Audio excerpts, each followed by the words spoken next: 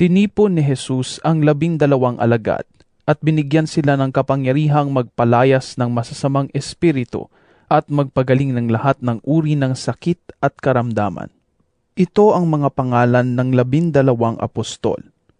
Una ay si Simon, na tinatawag ding Pedro, at si Andres na kanyang kapatid, sina Santiago at Juan na mga anak ni Zebedeo, si Felipe, si Bartolome, si Tomas, si Mateo na maniningil ng buwis, si Santiago na anak ni Alfeo, at si Tadeo, si Simon na makabayan, at si Judas Iscariote na nagkanulo kay Jesus.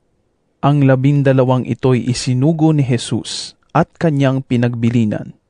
Huwag kayong pupunta sa lugar ng mga Hintil o sa alinmang bayan ng mga Samaritano. Sa halip, hanapin ninyo ang mga nawawalang tupa ng sambahayan ng Israel. Humayo kayo't ipangaral na malapit nang dumating ang kaharian ng langit.